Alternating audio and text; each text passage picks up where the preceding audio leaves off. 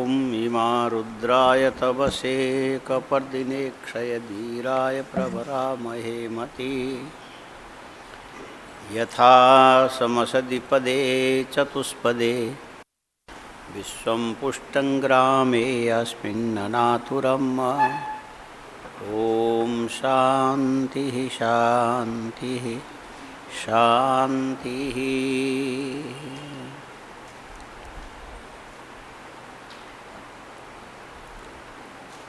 देवताओं के मन में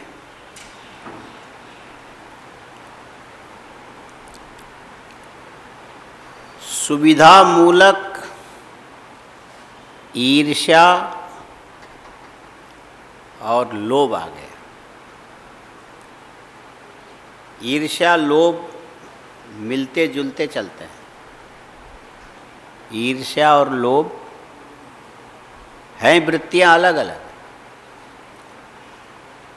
अच्छा, ईर्ष्या किसको बोलेंगे? ईर्ष्या का क्या लक्षण है? ईर्ष्या बता सकते हो क्या है? ईर्ष्या असूया ये दोनों चीज़ें लगभग मिलती जुलती है।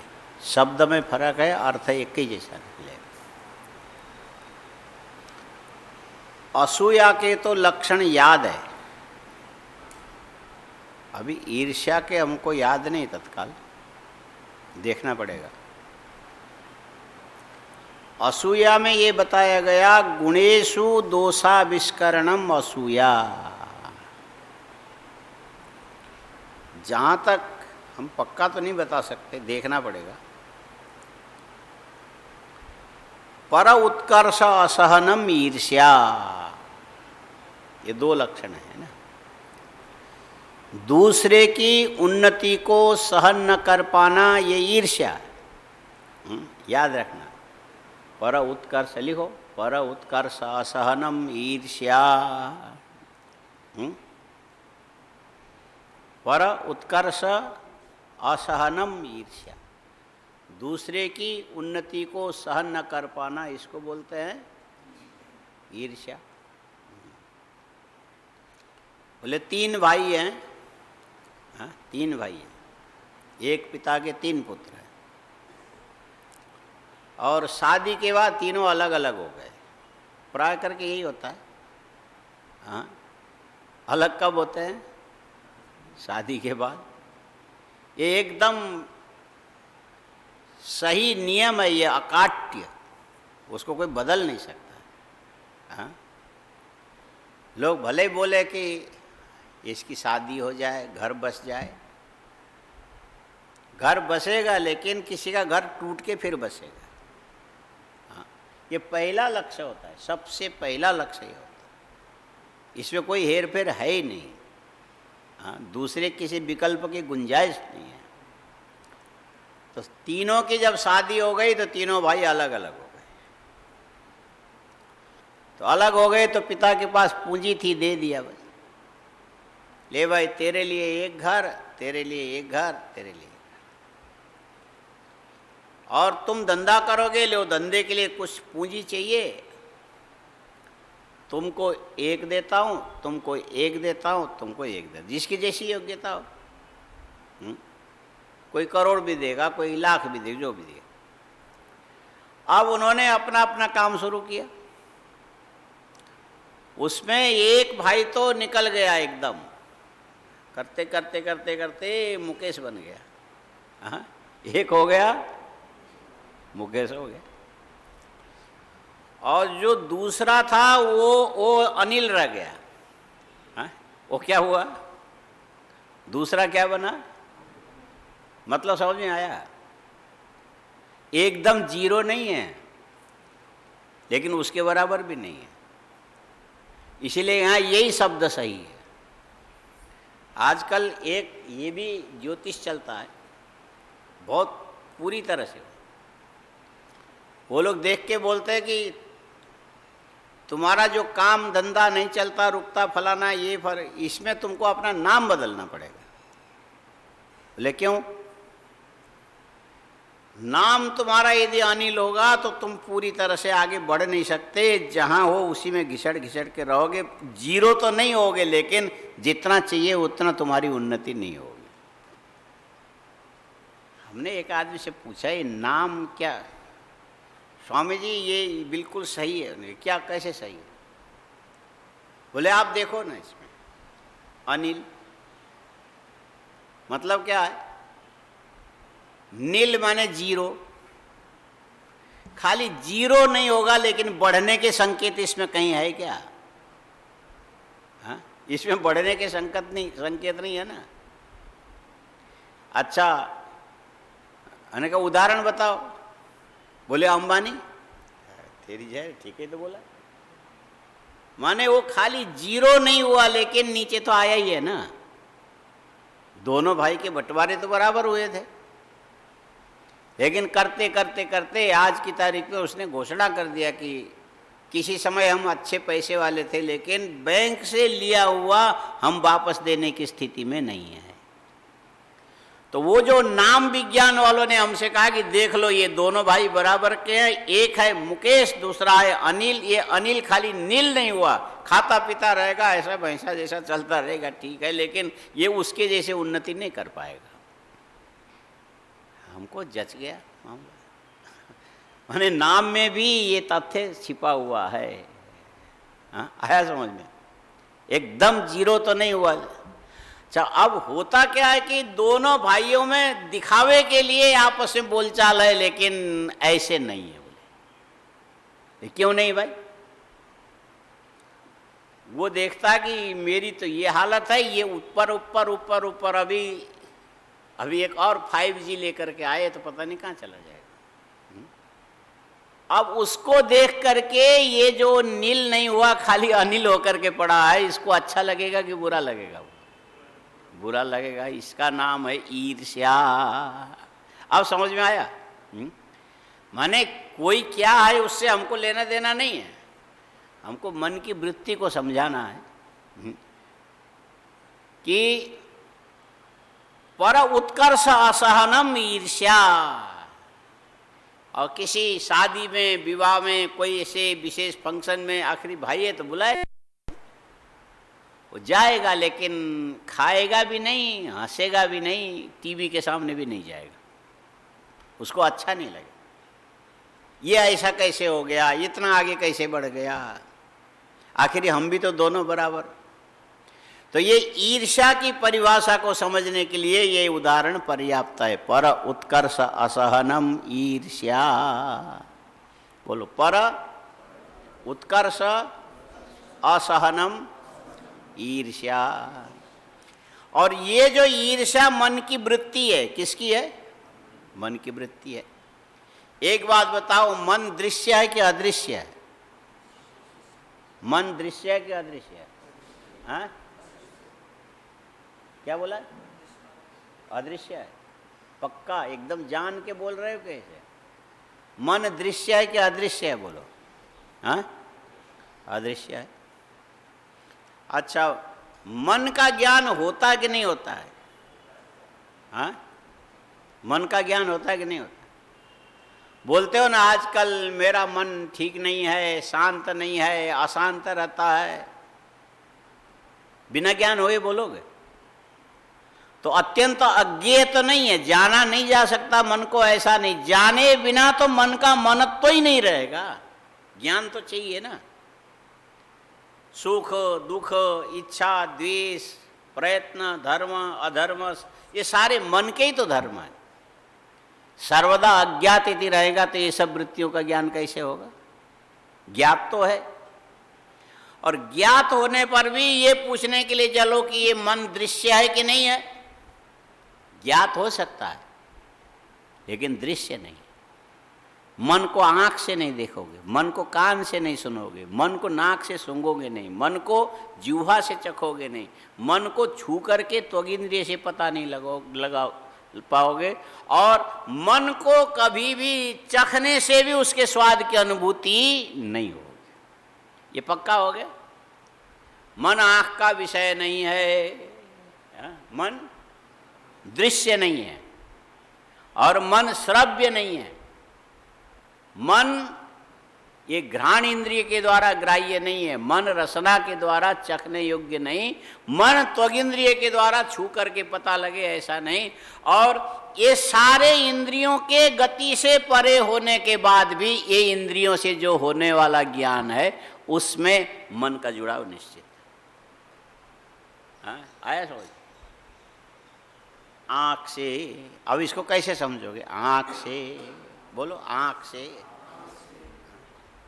खाली हमने बोल दिया और बोल दिया, ड्यूटी मत बजाना, समझ के करो। हाँ, बिना समझे जो करोगे ना वो फिर ऐसे ही रह जाएगा। जो संगीत पे ताल सिखाते ना, हाँ, तो किसी ऐसे अभी अभी आया हुआ कोई बोले ये नमूना अभी आया, इसको चलो एक चीज़ याद करा देते हैं। बोले 8 मात्रा के एक वो सिखा दिया। बोल सिखाते संगीत वाले, ताल के बोल सिखाते। किसके? ताल के बोल सिखाते। वैसे ताल होना चाहिए कि नहीं होना चाहिए? हाँ, क्या क्या होना चाहिए जीवन में? बोलो। ताल होना चाहिए, बोलो। और मेल भी होना चाहिए।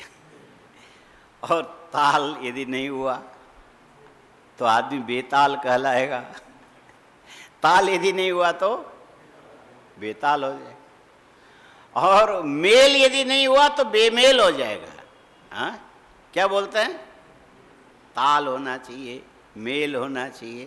ताल और मेल दोनों मिल गया तब तो ठीक ठीक चलेगा।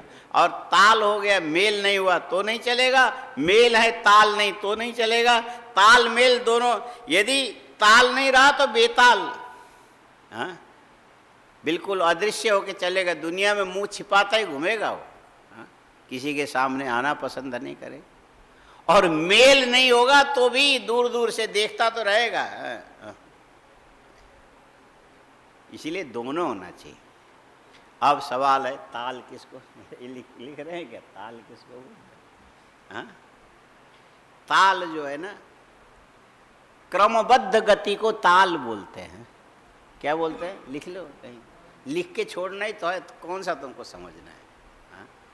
क्रमबद्ध गति को ताल बोलते हैं। लिखा, क्रमबद्ध गति को ताल बोलते हैं। और ये संगीत में वाले सिखाते हैं बोले। और बोले देखो भाई, तुम इस लय में, इस ताल में तुम अपना कोई एक चीज प्रयोग करके देख लो। तो पूछेगा कितने क्रम में? बोले क्रम 1 से लेके 8 तक का एक क्रम होता है। कितना? 1 से लेके कितना? 8 तक। उसको समान मात्रा में विभाजित कर दो, 1 से लेके 8 तक। माने 1 से लेके 8 तक जो गिनोगे, 1 से 2, 2 से 3, 3 से 4, ये सब की दूरी बराबर होना चाहिए। कितने होने चाहिए? दूरी बराबर होना चाहिए। माने समयकृत दूरी बराबर होनी चाहिए, तब जाके उसका क्रम मिलेगा। यदि थोड़ा आगे पीछे हो गया तो गड़बड़ हो जाएगा। इसलिए अब 8 मात्रा है, 8 अंक है। फिर क्या करोगे? 1 2 3 4 5 6 7 8, 1 2 3 4 5 6 7 8, 1 2। अच्छा, अब ऐसे किसी नए को बता दे तो बोले ये क्या गिनती है, 8 से ऊपर जा ही नहीं रहे।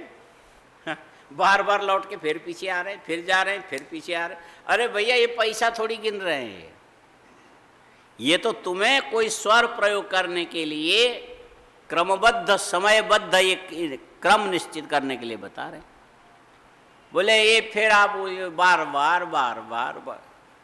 तो उन्होंने कहा कि चल भाई 1 2 3 4 हम नहीं करते हैं, तू खाली अंगुली रख।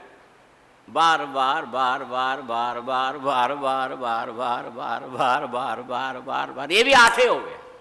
ये कितना हुआ? बोले 1 अंगुली यहाँ, उसके बाद गिनने के लिए इधर आएंगे तो समय व्यतिक्रम होगा, खराब हो जाएगा। तो फिर चल भाई तेरी मर्जी से हम अब शब्द बदलते हैं। तो फिर वो जो ताल वालों ने शब्द बनाए, तो उसमें थोड़ा आदमी को ठीक जचता है। वो क्या? धागे नाके नके धीनी, धागे नाके नके धीनी धागे, वही 1 2 3 4 5 6 7 8, 1 2 3 4, हिसाब तो वही है। है ना? तो ये उसको जच गया, बोले उसे धा अलग लगा, गे अलग लगा, ना के धी नी, माने शब्द अलग हो गया ना, नया जैसा लगा। 1 2 3 4 तो बार बार गिना होने से उसके मन की उपेक्षा का विषय बन गया। अच्छा, अब वो कहते हैं कि भैया इसको तुम्हें 3 घंटे एक ताल में, मध्य लय में तुमको एक पद को लेकर के लगातार गिनती करते चले जा रहे, गिनती करके उसमें तुमको चलना। शुरू शुरू में तो बेचारा कहाँ लाके फंसा दिया। हाँ, करते क्या नमाज अदा करने गए, रोजा गला पड़े, ये संगीत सीखने के लिए आए, मर गए यहाँ। लेकिन ये बहुत जरूरी चीज है, इसके बिना काम नहीं चलेगा, इसको करो भाई। हाँ? माने क्रमबद्ध लय मिलाना पड़ेगा ना। अब करते करते 1 दिन में समझ में नहीं आया, 2 दिन में नहीं आया, 3 दिन में नहीं आया, 3 महीने के बाद उसके दिमाग में बात बैठ गई, हाँ ये क्रम सही चीज है ना। क्रम क्या है? अच्छा, ठीक इसी प्रकार जैसे लिखा ना, इसमें क्या लिखा? ईर्ष्या, पर उत्कर्ष असहनम ईर्ष्या। ये एक ताल में लगा के बोल दे करके लगातार बुलवाते रहने के बाद भी 3 घंटे में भी उसके दिमाग में बात नहीं घुसती कि ये क्यों करा रहे हैं। ये लक्षण लिख लिया, पढ़ लिया, पर उत्कर्ष असहनम ईर्ष्या। हम नहीं मानते कि इतना लिखने से समझ, ये बात आपको समझ में आ गई? ईर्ष्या समझ में आया? नहीं आया। इसमें देखो, न समझ में आने लायक चीज कहां पर है? ईर्ष्या की व्याख्या इतने लक्षण को लेकर के पूरे समाज में कहीं भी जाके कर सकते हो, बता सकते हो। इतना सब होने के बाद भी जब तुम्हारे मन में ये ईर्ष्या जगने लगेगी, उस समय तुमको पता नहीं लगने पाएगा कि मेरे मन में ईर्ष्या जग रही है। इसीलिए ये लक्षण का अभ्यास कब तक करना? जब तक तुम्हारे हृदय के अंदर दूसरे के उत्कर्ष को सहन न करने की शक्ति, जो अंदर एक जलन उत्पन्न होता है, होते ही तत्काल तुमको मालूम न पड़ जाए कि ये ईर्ष्या है, इसको हमें यहीं रोक के रखना चाहिए। दूसरों की ईर्ष्या देख के तुम्हें फायदा नहीं होगा? दूसरों ने हमसे ईर्ष्या किया, इससे तुमको क्या फायदा होगा? और हम किसी से कर रहे हैं, और इसका ज्ञान पहले तुमको होना चाहिए। इसके लिए लक्षण काम का है। हमसे अतिरिक्त दूसरा व्यक्ति उत्कर्ष को प्राप्त हो रहा है, हम सहन नहीं कर पा रहे हैं, ये हमारे मन में, माने अंदर के जहां पर खुजली होती वहीं पर नाखून घुमाते हो। और ईर्ष्या की जो जलन तुम्हारे हृदय के अंदर होती, पानी तो यहां डालना है, तुम दूसरे के सिर पर डालते चले जा रहे हो, उससे तुम्हारा क्या फायदा होगा? हाँ, ये ईर्ष्या आदि मन के वृत्ति का बहुत दुनिया में विचार करते हो, लेकिन सच्चाई ये है कि जहां पर इसका इलाज होना चाहिए वहां पर आदमी इलाज करता नहीं है। इसलिए लक्षण से पहले समझ लो, ईर्ष्या का क्या लक्षण क्या? बोलो। पर उत्कर्ष असहनम ईर्ष्या। तो ये ज्ञान जल्दी हो जाएगा कि हाँ वो ईर्ष्यालु है, वो ईर्ष्यालु है, वो ईर्ष्यालु है, वो ईर्ष्यालु। लेकिन जब तुम होगे तब तुमको पता लगना चाहिए, लग रहा है कि नहीं लग रहा है। उस समय पता नहीं लगता। ये ऐसी बीमारी है, रोगी को पता नहीं लगता, दूसरे को पता लगता है कि इसमें ये रोग है, और वो जो पता लगाने वाला वो डॉक्टर को, उसको भी पता नहीं लगता। हाँ, ये विचित्र चीज है। पर उत्कर्ष सहनम ईर्ष्या। इसको कैसे देखना चाहिए? अंदर देखना चाहिए कि बाहर देखना चाहिए? अब जैसे मन के बारे में, मन का क्या लक्षण है? मन का लक्षण क्या है? मन का लक्षण थोड़ा इधर आए और इधर आ। हाँ, यहीं पर बैठे। हाँ, अब और जल्दी मत कर, अभी बैठे हैं, कोई बात नहीं, कोई भाग नहीं जाए। अब बोल।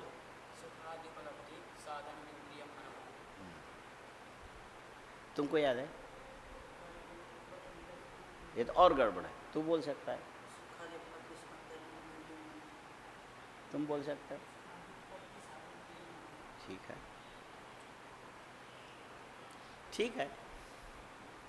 मतलब है कि नीम के पेड़ में पत्ते लगे हैं, हेमंत ऋतु में वो पीले होके नीचे गिरते हैं, नीचे गिरने के बाद उसके ऊपर पैर रखते हो तो चरप चरप चरप आवाज़ करता है।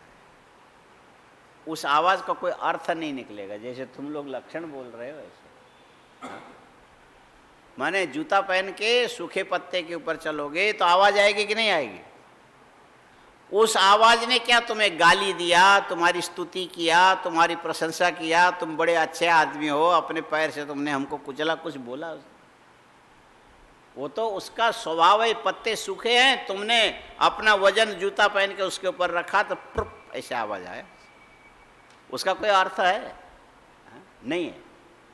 ऐसे तुमने भी मन का लक्षण गुरुजी ने पढ़ाया होगा, पुस्तक में पढ़ा, पढ़ने के बाद कंठस्थ कर लिया ऐसा ऐसा हिलते हिलते, लेकिन उसके अर्थ में तुम्हारी दृष्टि नहीं गई, इसीलिए बस वो शब्द शब्द याद। सुखादि उपलब्धि, क्या है? सुखादि उपलब्धि, सुखादि उपलब्धि साधन इंद्रिय मन सुखाद। तो ये वो जो जूते के नीचे के सूखे पत्ते के बजने के समान ही ये आवाज है। अर्थ पर तुम्हारी बुद्धि गई नहीं। अर्थ पर जाने के लिए तुमको हिसाब से देखना पड़ेगा, हिसाब से देखना पड़ेगा। हिसाब है कि सुखादि का मतलब क्या है? सुख है आदि में जिसके ऐसे सुख दुख इच्छा प्रयत्न द्वेष धर्म अधर्म, ये जो 14 प्रकार के जो आत्मा के विशेष गुण है उसको सुख आदि शब्द से लेते हैं, सुखादि। और ये कभी उपलब्ध होता है, कभी नहीं होता है। कभी तुम सुखी रहते हो, कभी नहीं रहते हो, कभी तुम दुखी रहते हो, कभी नहीं रहते, और कभी तुम्हारे मन में किसी चीज़ की इच्छा होती है और कभी नहीं होती है। तो ये सारी चीज़ें इसको उपलब्ध कराने वाला साधन कौन है? बोले मन है। हाँ? सुख दुख इच्छा द्वेष प्रयत्न धर्म अधर्म संस्कार, ऐसे 14 हैं, पूरा भी याद नहीं भी हो सकता। कितने हैं? ये आत्म विशेष गुण 14 हैं, और ये रहेंगे संस्कार के रूप में तुम्हारे अंदर, लेकिन इसको प्रकट करके ज्ञान कराने वाला कौन है? ये ज्ञान कराने वाला है मन। हाँ? मन के बिना सुख दुख का ज्ञान नहीं होगा। होगा? हाँ, सुखादि उपलब्धि उसका साधन मन है, और मन को इंद्रिय माना है। इंद्रिय न होने पर भी इसको इंद्रिय माना, कुछ लोगों ने माना, कुछ लोगों ने नहीं माना। अच्छा, इंद्रिय मानने में भी कारण है, न मानने में भी कारण है, वो उस झंझट में नहीं जाएंगे अभी। हाँ, सुखादि उपलब्धि साधनम अथ च इंद्रियम मनः। सुखादि उपलब्धि साधनम अथ च इंद्रियम, माने सुख दुख इच्छा द्वेष प्रयत्न धर्म अधर्म की उपलब्धि का साधन मन है, और ये मन साथ में इंद्रिय भी है। 10 इंद्रियों में ये मन 11वां इंद्रिय कहलाता है, क्योंकि इसके बिना कोई भी इंद्रिय अपना कार्य सही रूप से करके नहीं दिखा सकता। इसीलिए ये मन के साथ संयुक्त होकर के इंद्रिय होती है, इसीलिए इसको इंद्रिय माना गया। मन के बिना इंद्रिया नहीं है।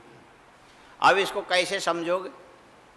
इसको समझने का साथ, ये जो आँख है ना, आँख से रूप दर्शन होता है, आँख से रूप दर्शन होगा, कान से शब्द श्रवण करोगे, नाक से गंध ग्रहण करोगे, जिह्वा से रस का ज्ञान होगा, और नाक ये जो त्वग इंद्रिय से स्पर्श का, ये 5 तो है। अच्छा, इसमें होता क्या है कि ये आँख के साथ मन यदि जुड़ेगा तब तो आँख के द्वारा रूप ज्ञान होगा, आँख के साथ यदि मन नहीं जुड़ा होगा तो रूप ज्ञान नहीं होगा। आँखें तुम्हारी खुली रहेगी, सामने रूप भी पड़ा रहेगा, लेकिन मन कहीं और जगह लगा हुआ होगा तो ऐसे ही देखते रहोगे। मुंह जरा सा टेढ़ा हो जाएगा, आंख ऊपर उठाओगे, पता नहीं क्या सोच कहीं और होगा, तो आंखों के सामने पूरे बारात निकल जाए, राजा की सेना निकल जाए, तो भी तुमको पता लगेगा। मतलब क्या है? आंख के साथ मन जुड़ा होना चाहिए, और आंख के साथ रूप जुड़ा होना चाहिए, रूप के साथ प्रकाश जुड़ा होना चाहिए। ये सारी चीजें आपस में यदि मिल गई तब तो रूप ज्ञान तुमको होगा। यदि आंख के साथ मन नहीं जुड़ा तो देखते हुए भी तुम नहीं देख पाओगे, और सुनते हुए भी नहीं सुन पाओगे। सूंघते हुए भी गंध का ज्ञान नहीं होगा। खा लोगे पेट भर के, लेकिन बाद में कहोगे आज क्या खाया था हम भूल गए। हाँ? स्वाद का याद नहीं रहेगा। इसीलिए जिह्वा के साथ मन जुड़े तब जाकर के खाया हुआ रस की अनुभूति होगी। नाक के साथ मन जुड़ेगा तब जाके गंध की अनुभूति होगी। आँख के साथ मन जुड़ेगा तब जाके रूप की अनुभूति होगी। कान के साथ मन जुड़ेगा तब शब्द की अनुभूति होगी। और त्वगिंद्रिय के साथ मन जुड़ेगा तब जाकर के स्पर्श की अनुभूति होगी। इतने काम यदि नहीं होगा तो ये सारी इंद्रियां पड़ी रहेगी और वस्तु पड़ा रहेगा, लेकिन तुम्हें ज्ञान नहीं होगा। आया समझ? इंद्रियों के इंद्रियत्व की सिद्धि किसके द्वारा होती? मन के द्वारा होती। इंद्रियों के इंद्रियत्व की सिद्धि मन के द्वारा होती है। इसीलिए मन इंद्रिय न होने पर भी इसी अर्थ को लेकर के मन को इंद्रिय माना। सुखादि। अब बोल सुखादि, खाली कुटकुट करके मत बजना। सुखादि ठीक से बोल। उपलब्धि साधनम इंद्रियम मनः। अच्छा ये समझ में आए? ये मन का लक्षण है। आया समझ? सुखादि उपलब्धि, चाहे रूप दर्शन से सुख उपलब्धि हो, चाहे शब्द श्रवण से, चाहे रस चखने से, चाहे गंध ग्रहण करने से, चाहे छूने से, जहां जहां सुख आदि की उपलब्धि होगी उसमें इंद्रिय के साथ मन के मिले बिना ये जो सुख दुख इत्यादि की उपलब्धि होगी नहीं। इसलिए उसका साधन जो इंद्रिय वो मन है। लेकिन हर चीज को दिखाने वाला मन होने पर भी ये मन स्वयं दिखने वाला नहीं है। ये मन स्वयं, इसके चलते सारी दुनिया तुम्हें दिखाई पड़ती है, लेकिन मन स्वयं दिखाई नहीं पड़ता है। हाँ? मन स्वयं दिखाई नहीं पड़ता है, पीछे से काम करता है। अच्छा, इसीलिए ये मानना पड़ेगा कि ये मन कैसा है? अदृश्य है, इंद्रिय ग्राह्य नहीं है। आंखों से मन नहीं दिखता है, कान से मन मन नहीं जा सकता, नाक से मन को सूंघा नहीं जा सकता, जिह्वा से मन को चखा नहीं जा सकता, त्वगिंद्रिय मन को छुआ नहीं जा सकता। और ये सारी इंद्रियां जितने काम करेंगे मन के बिना नहीं कर सकते। लेकिन ये जो मन है, इन सारे इंद्रियों को पलट करके देखो, मन का ज्ञान इंद्रियों को होगा नहीं। हाँ, मन का ज्ञान इंद्रियों को। अच्छा, और यही कारण है कि राग द्वेष ईर्ष्या घृणा क्रोध पारुष्य जितने भी जो मन के अंदर के दोष हैं उत्पन्न मन में होंगे, और मन स्वयं इंद्रिय गम्य न होने के कारण तुम्हारे मन में आने वाली जो ईर्ष्या का तुमको ज्ञान नहीं होता है। इसीलिए हम खाली दूसरों को देखते रहते, वो बड़ा क्रोधी है, वो बड़ा ईर्ष्यालु है, वो बड़ा बदमाश है। माने हमेशा ये दूसरे के विषय को तो तुम अच्छी तरह से जानोगे अनुमान के द्वारा, लेकिन जहाँ पर आग लग रही वहाँ पर पानी न डाल के दूसरे के सिर पर डालोगे। आग कहाँ लगा? अपने अंदर। पानी कहाँ डालोगे? दूसरे के सिर पर। ऐसा होता है। आग लगा कहाँ पर? अपने अंदर। पानी डालोगे दूसरे के सिर पर। यही होता है। बोले भोजन बना रही थी, यहाँ आपके घरों में चलता है कि नहीं पता नहीं, गुजरात की संस्कृति हम जानते हैं। 2 लड़के हैं, 3 लड़के हैं, तीनों की शादी हो गई, तो सबसे बड़ी जेठानी होगी, क्या बोलते हैं? जेठ लेकर के आया, जेठ ले आनी जेठानी, और उसके बीच वाले ने देवर लेकर के आया, देवर की रानी, उसके नीचे फिर वही होगा। देवरानी जेठानी नहीं बोलते हैं। अच्छा, अब वो लोग क्या करते हैं कि घर में झगड़ा ना हो इसीलिए सबकी ड्यूटी लगा देते हैं अलग अलग। 3 है और 7 दिन है। बोले क्रमशः 1 दिन का हेरफेर होगा और वो लोग ड्यूटी लगा देते। हाँ, ये तुमको एक दिन तुमको रसोई घर में काम करना है, दूसरे दिन तुमको कपड़े में काम करना है, तीसरे दिन तुमको घर के झाड़ू लगाना है, चौथे दिन तुमको अनाज की सफाई करना है, 5वें दिन तुमको बच्चों को लेके स्कूल में छोड़ना है। इस क्रम से सबकी ड्यूटी लगा देते हो। घर का बड़ा आदमी ड्यूटी, और अपने अपने ढंग से काम करेंगे सब। तो माने रसोई में जाने का भी क्रमशः सबके अलग अलग अलग अलग ड्यूटी लगती है। अब होता क्या है कि इसके बाद भी मन के अंदर की ईर्ष्या रुकती नहीं।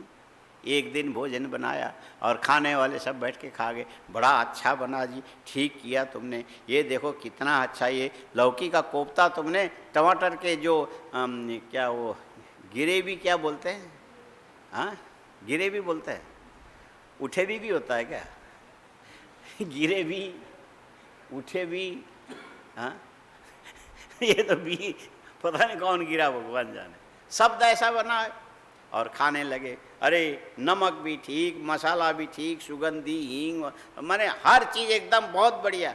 और दूसरे दिन दूसरे की बारी आ गई, वो बनाने के लिए चली, तो लेकिन लोगों ने उसको अच्छा नहीं माना। कल जैसा आज वो रंग नहीं चढ़ा। या तो इसमें लाल मिर्ची पड़ी नहीं, या तो पड़ी तो कम पड़ी, या तो हल्दी ठीक नहीं पड़ा, या तो बोले हमने तो ठीक किया था, नमक भी थोड़ा ज़्यादा, हमने तो ठीक किया था, लेकिन हमारी जो ननद है ना, वो एक बार रसोई में चली गई थी, उसने एक मुट्ठी नमक ऊपर से डाल दिया। मेरा खाना बिगड़ जाए इसके लिए।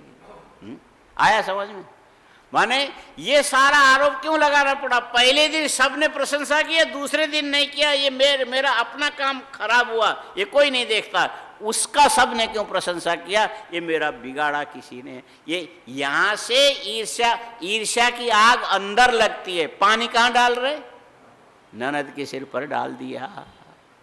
ये कभी भी मन के अंदर जितने भी दोष होंगे, तुम्हारे मन के अंदर के दोषों का ज्ञान तुम्हें कभी नहीं होगा। ये जो दूसरा बताएगा तो ही मालूम पड़ेगा, नहीं तो पता नहीं लग सकता, क्योंकि मन अदृश्य है, इंद्रिय गम्य है ही नहीं, और कैसे उसका अनुमान लगाओगे? रोग है अंदर, इलाज करोगे बाहर। और दिखता कहाँ से? देखे बिना ये रोग लगता भी नहीं है, पहले देखना पड़ेगा। कहाँ देखोगे? दूसरों में देखोगे। पर उत्कर्ष असहनम ईर्ष्या, पर उत्कर्ष असहनम, असहनम। बोले हाँ ये मेरे से छोटा था, मैं उसको हाथ पकड़ के स्कूल ले जाता था, पढ़ने में इसका मन नहीं लगता था, किसी तरह से करके, और आज देखो ये तो हमसे इतना ऊपर निकल गया, इसने तो ऐसा ऐसा कर दिया, मैं तो छोटा ही रह गया। आखिर गया आगे तो ईर्ष्या कहाँ हो रही? अंदर हो रही।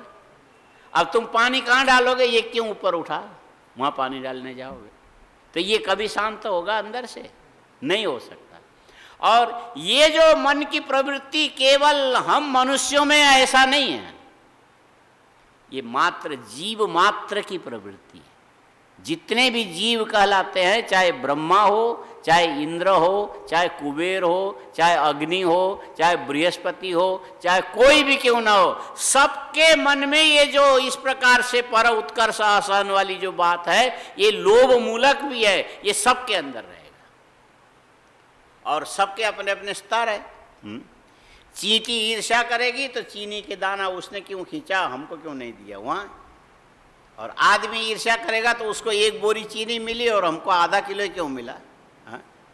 और उसके घर में पूरे साल भर के लिए 8 कुंटल चावल बासमती ला के रखा रहता है, और हमको गवर्नमेंट का दिया हुआ 5 किलो महीने का लेने जाना पड़ता। वो 4-4 टुकड़े वाले मिलते हैं, उसमें कितने सारे धान के छिलके रहते हैं, वो हमको खाना पड़ता। और ये बढ़िया 170 रुपया किलो की बासमती ये लेके घर में रखा, खा रहा है आराम से, और उसको देख के इसको नहीं पचता है। खाली ये जो 5 किलो जो महीने में मिलता है ना राशन कार्ड पर, मोदी आजकल दे रहे हैं, 5 किलो गेहूँ दे रहे हैं, क्या क्या दे रहे हैं, यही है 5 किलो चावल और 5 किलो दाल, 1 किलो दाल। हाँ, तो अब यदि दूसरों का न देखो तो इतने से तुम्हारा गुजारा हो सकता है, लेकिन अच्छे खाने वाले को देखोगे तो यही चीज़ तुमको पचेगा नहीं। ये न पचने में कारण क्या है? पर उत्कर्ष असहनम ईर्ष्या। आई बात। और ऊपर जाओगे देवलोक में भी यही बात हो गई। अब देवराज इंद्र ने देखा हिमालय के घर में पार्वती उत्पन्न हो गई, और ये भगवान शंकर की अनादि कल्प की शक्ति है, उनकी पत्नी स्वतः से। और ये हिमालय श्रद्धा से भगवान शंकर को कन्यादान देगा, और उनकी भक्ति प्रेम लक्षणा भक्ति बढ़ेगी, ये हिमालय तो मुक्त हो जाएगा। और इसके मुक्त होने से ये रत्न गर्भ हिमालय कहलाता है, और ये सारे रत्न बेकार जाएंगे। इसीलिए हिमालय की मुक्ति न हो इसके लिए कोई उपाय करना चाहिए। देवता उनके भी गुरु है। किनके? गुरु सबके होते हैं, बोलो। गुरु सबके होते हैं, बोलो। गुरु सबके होते हैं, नहीं होते हैं? गुरु सबके होते हैं। संकोच कर रहे हो? नहीं होते हैं? हाँ, तंबाकू खाना सिखाने वाला भी गुरु होता है। तो तंबाकू खाने वाले का भी गुरु होता है, बीड़ी पीने वाले का भी गुरु होता है, ताश खेलने वाले का भी गुरु होता है, हाँ? सिगरेट पीने वाले के भी गुरु होते हैं, और ये जो जेब काटने वाले के भी गुरु होते हैं। वो सिखाते हैं तुमको खड़े ऐसे रहना है, तुमको देखना उधर है, काम ऐसे करना है। माने सब किसी न किसी से सिखाए बिना कोई, माने हर चीज़ सीखे बिना आता नहीं है।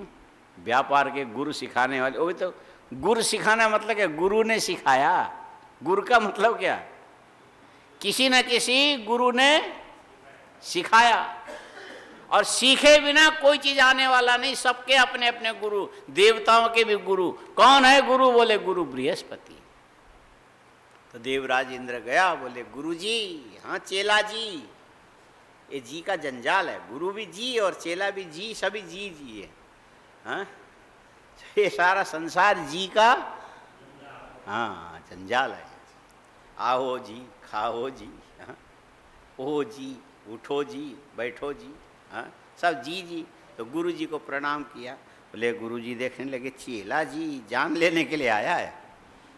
ऐसे नहीं आता ये, माने ऐसे ये चेला कभी मुंह दिखाने वाला नहीं है। हाँ? जब तक कुछ पढ़े ना आवे तब तक गुरु को ही क्या पढ़ी यार, उनको रहने दो अलग, हम रहेंगे अलग। हाँ? कोई काम पढ़ाया, इसीलिए गुरु जी समझ गए ये जान खाने आया, इसको कहीं परेशानी हुई, हाँ? तभी ये आया। बोलो चेला जी क्या बात है? बोले ये हिमालय के घर में पार्वती आ गई, जगत जननी है, पराम्बा है, मूल प्रकृति है, उस भगवान की इच्छा ज्ञान क्रिया शक्ति है, और ये पर्वत की पुत्री बन गई। अब भगवान शंकर को कन्यादान देगा, उसके चलते भगवान की भक्ति इसके अंदर होगी, ये मुक्त हो जाएगा। बोले उसके मुक्त होने से तुम क्यों परेशान हो? बोले हम तो कभी हो ही नहीं सकते हैं। हाँ जी, हम तो हो ही नहीं सकते, हम तो जैसे हैं वैसे ही हैं। लेकिन हमारे सामने यदि वो मुक्त हो गया तो हम तो जिंदे ही मर गए। गुरुजी ने कहा चेला राम, जो भी मरता है जिंदा ही मरता है, मरा हुआ थोड़ी मरता है। कौन मरेगा बोलो? हाँ, कौन मरेगा? जिंदा मरेगा कि मरा हुआ मरेगा?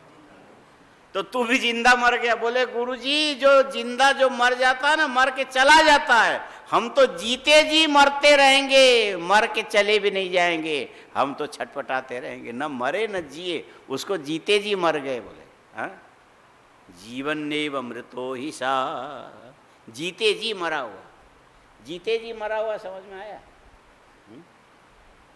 तुमको अभी नहीं समझ में आएगा, धीरे धीरे आएगा बाद में। जीते जी मरना। बोले कहना क्या चाहते हो? बोले कहना ये चाहता हूं, ये पार्वती के और भगवान शंकर के विवाह न हो ऐसा चाहते हो? बोले नहीं, हो ऐसा चाहते। उसके बिना तो कार्तिक स्वामी उत्पन्न नहीं होंगे, उसके बिना ये तारकासुर का वध नहीं होगा, और होना तो जरूर चाहिए। लेकिन इस बीच में यदि हिमालय मुक्त हो गया तो वो अच्छा नहीं है। हमारा काम भी होना चाहिए, और उसको इतना ऊपर भी नहीं उठना चाहिए, उसको थोड़ा सा हवा, माने ये गुब्बारे के धागा हमारे हाथ में रहना चाहिए, और बीच में ज़्यादा उड़ने लगे तो उसकी हवा निकालने का वो हमारे हाथ पे बने रहना चाहिए। यदि हमारे हाथ से बाहर चला गया तो बड़ा, ये क्या है? हा? इसी का नाम है ईर्ष्या, पर उत्कर्ष असहनम। अरे वो मुक्त होके चला जाएगा, कभी तुमको मुंह दिखाने नहीं आएगा, तुमको क्या परेशानी? अरे चला तो जाएगा, लेकिन वो रत्न गर्भ हिमालय था, उससे हम अनंत काम सिद्ध करते थे, और वही यदि मुक्त हो गया तो हमारा काम भी तो रुक जाएगा। इसके लिए गुरु जी का बोलिए चेला जी, आप तो दया के सागर है। कौन बोलता है? हाँ? कौन बोलता है? चेला बोलता है, इंद्र नहीं, चेला। आप तो दया के सागर हैं, आप तो दूसरों के लिए जीते हैं और आपका तो जीवन ही परमार्थ है। हाँ? ये किसकी बात है? बहुत साल पुरानी है। हम ये दिसंबर के महीने में यहाँ मैं प्रवचन के लिए आता था, इसके बाद यहाँ से बनारस जाना, टिकट लिया, रिजर्वेशन करके बैठ गए ये काशी विश्वनाथ में। तो इतने में जिसके पास टिकट नहीं था एक आ गया, कोई व्यापारी रहा, स्वामी जी अभी टीटी आएगा, आप खाली अपनी ओर से बोल दो, ये यहाँ एक कोने में बैठेगा, कोई बात नहीं, आप कह दोगे तो हमको बैठने की, नहीं तो हमको उतरना पड़ेगा। तो हम भी माने मूर्ख और सज्जनता दोनों मिलते जुलते धर्म है, अलग अलग नहीं है। हाँ? चलो भाई ऐसा, तो बैठ गया, तो बैठ गया। वो देखा, बोले ये तो आपका सीट है, आपका? बोले इनको पूछ करके हम बैठे, हम इतने में बैठेंगे, ये सो जाएंगे। स्वामी जी आपकी जिम्मेवारी है। ठीक है, इतने बैठा तो बैठा। वो तो 115 किलो वजन का आदमी था वो। कितना?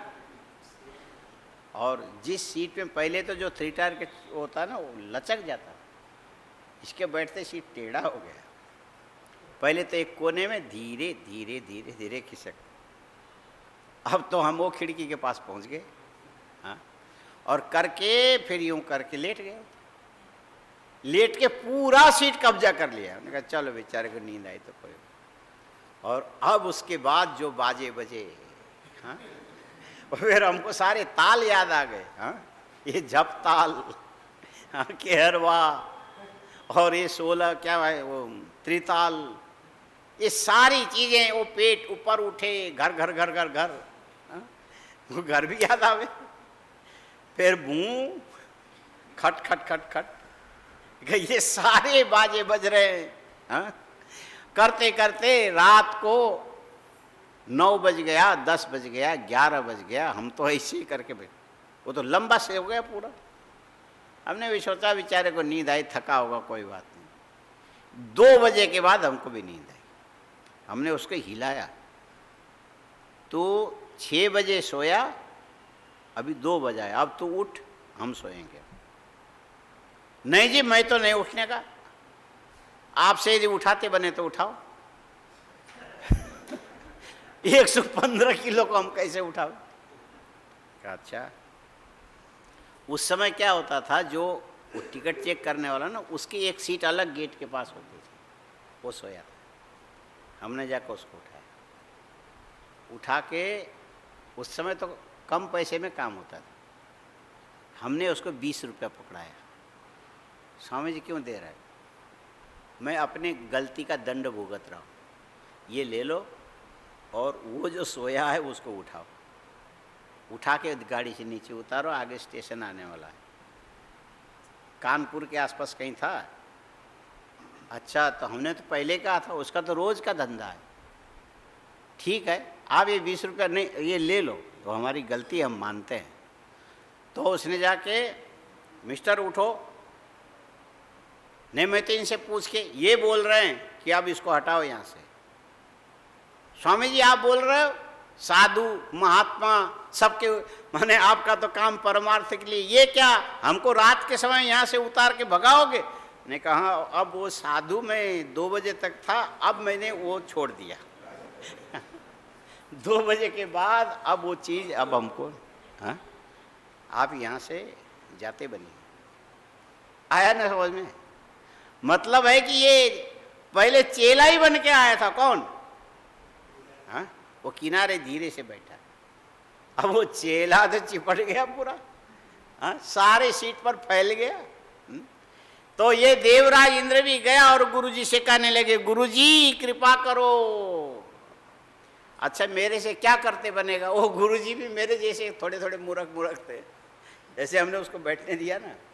हाँ, तो अब गुरुजी से कहने लगे, आपका तो जीवन परमार्थ के लिए है, आपका ना आगे ना पीछे पगा, क्या बिगड़ने वाला। आप कृपा करके हमारे लिए हिमालय के घर में जा करके भगवान शंकर की निंदा करके आइए। निंदा सुनने से शिव जी की महिमा के प्रति उसके ज्ञान में दोष आ जाएगा, उससे भले कन्यादान करे लेकिन मुक्त नहीं होगा। आप हम चेलों के लिए इतना कर दीजिए, हम किसके शरण में जाएंगे। आप भी यदि छोड़ देंगे फिर कहाँ जाऊं। गुरु जी समझ गए इसके तो कहीं जाने का रास्ता नहीं है, मुझे भी कहीं का नहीं छोड़ेगा। चेला जो ठहरा। इसीलिए विद्यारण्य मुनि ने तो एक जगह लिखा है, जीवन मुक्ति विवेक, तुम किसी से सन्यास ले लो लेकिन किसी को चेला मत बनाना, मारे जाओगे। ऐसा लिखा। अकेले रहना, 3-4 मिलके मत रहना, 2 भी साथ में मिलके नहीं रहना। हाँ, एको भिक्षुर यथोक्त स्यात्, यदि 2 रहोगे तो समझो कि तुमने शादी कर लिया। हाँ, 3 हो गए तो ग्राम हो गया, और भिक्षा वार्ता ग्राम वार्ता, फिर तुम्हारा कल्याण होने वाला नहीं है। विद्यारण्य ने लिखा है।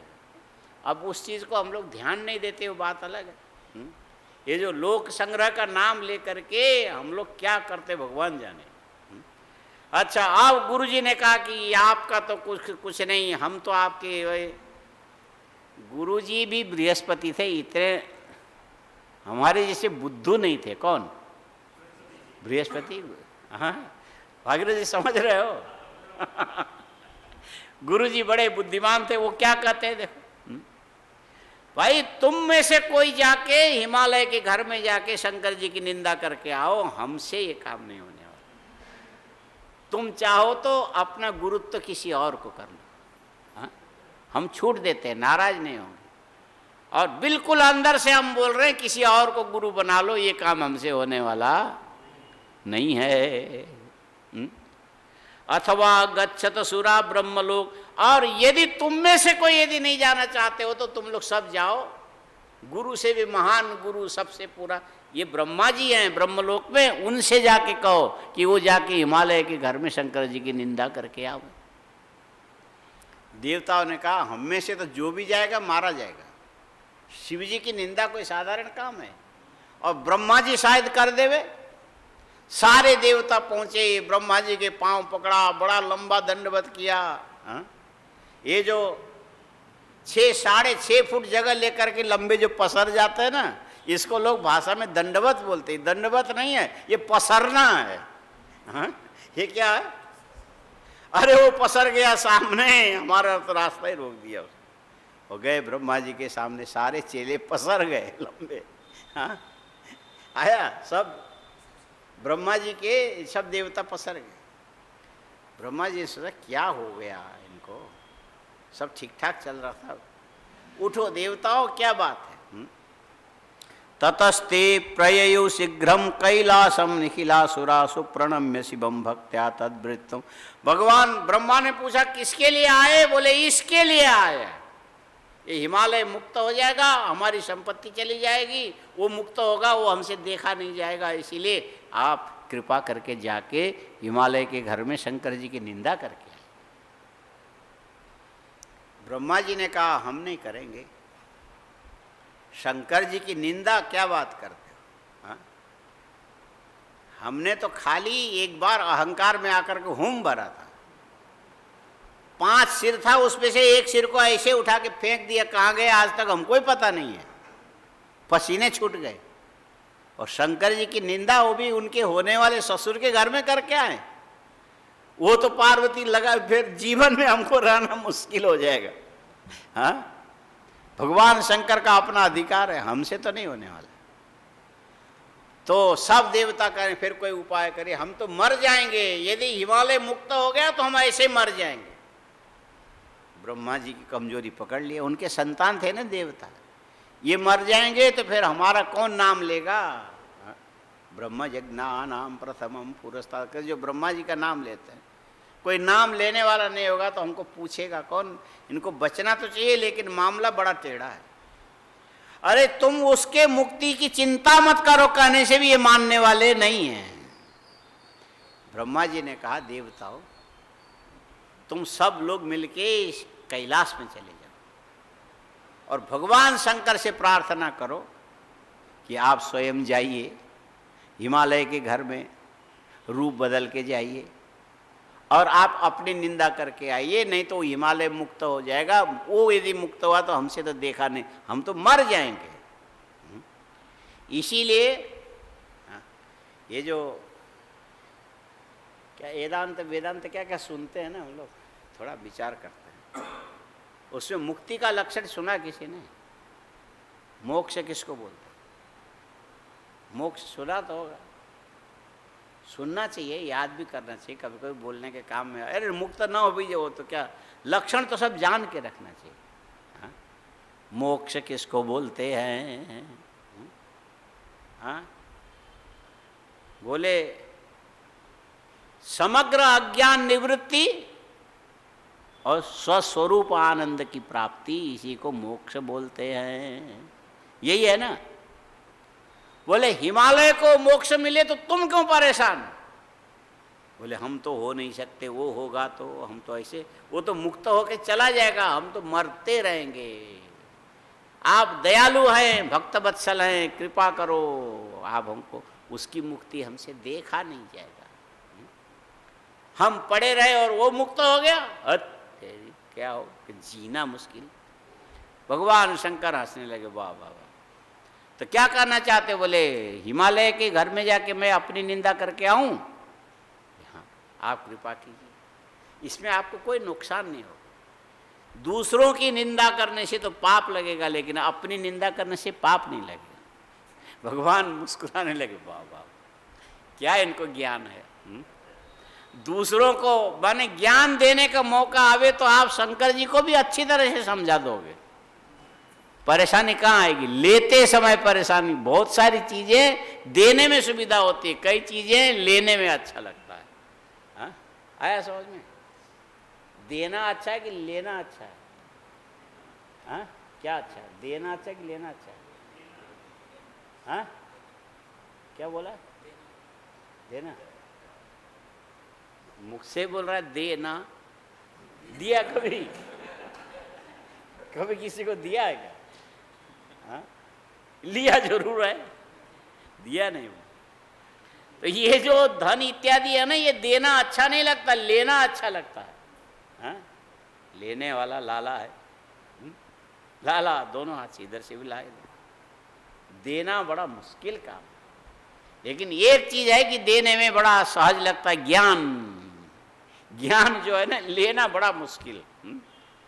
1 घंटा बैठ के कथा सुनो बोलेंगे तो रोने लग जाओगे, अरे मर जाएंगे।